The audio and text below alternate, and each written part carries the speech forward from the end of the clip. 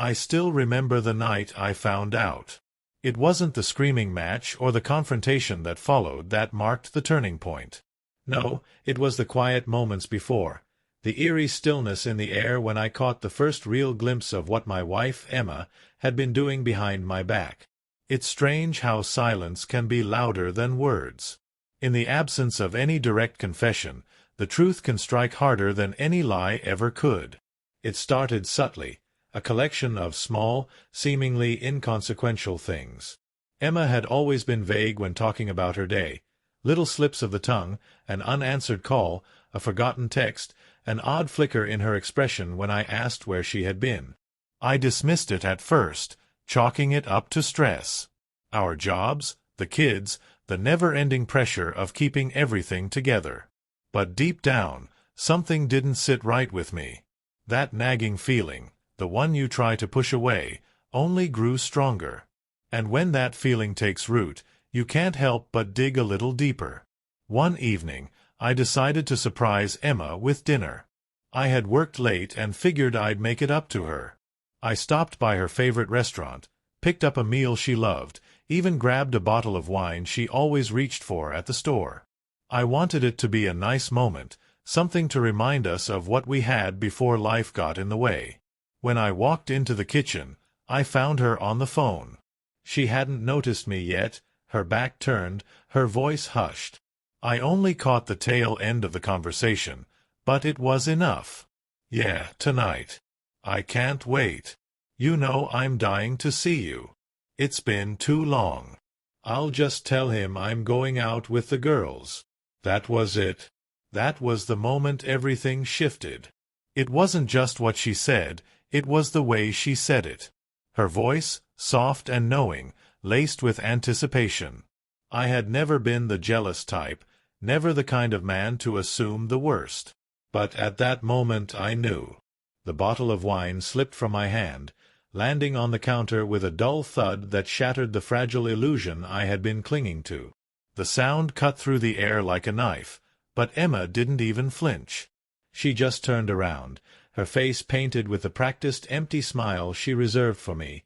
Her husband, the man she had once promised to love and cherish. "Hey," she greeted lightly, as if nothing had happened. "You're home early. Dinner smells good." I wanted to confront her. I wanted to demand answers, to tear apart the carefully constructed web of lies she had been spinning around me. But instead, I did what I had always done. I smiled. I nodded. "Yeah, just wanted to surprise you." Her eyes flickered, just for a fraction of a second. A trace of fear, quickly masked by her usual composure. "Who were you talking to?" I asked, keeping my voice even. Emma hesitated. Just long enough. Then she shrugged. "Oh, just some friends. You know how it is." I didn't believe her. I hadn't believed her for a while. But this? This wasn't a careless slip-up. This was a deliberate, calculated lie. And in that moment I knew.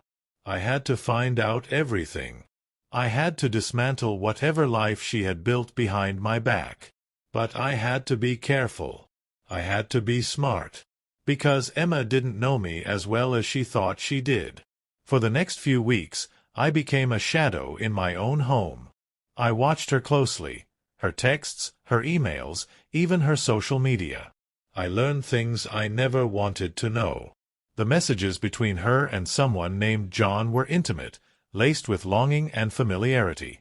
I saw the photos she sent him, the way she laughed, the way she joked about me, about the kids, about our life together like it was nothing more than a punchline to their shared secret. They thought they were being careful. They weren't careful enough.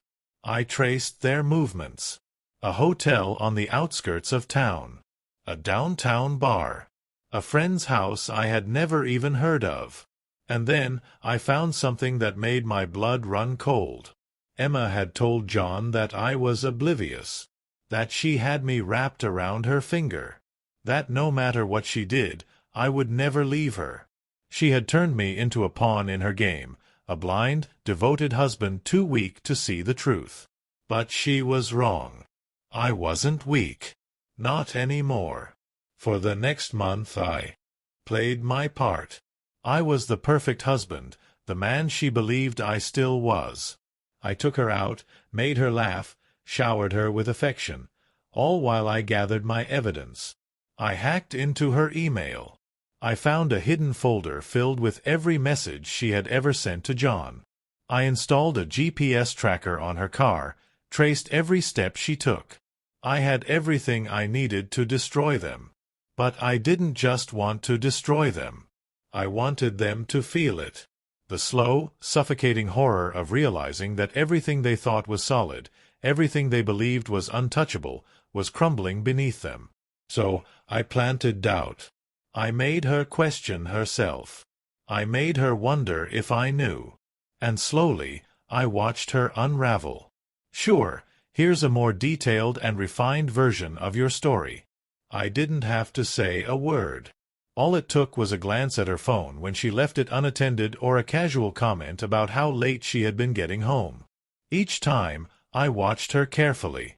The subtle shift in her posture, the flicker of uncertainty in her eyes, it was always there, that panic.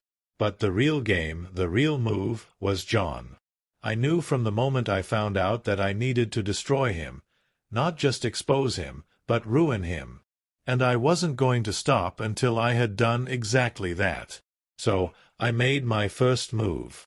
I knew John was working with a tech startup that had been struggling. What I didn't know, at the time, was how much leverage I had over the company's future. I had invested in a few tech companies over the years, and one of them was in dire need of a fresh start.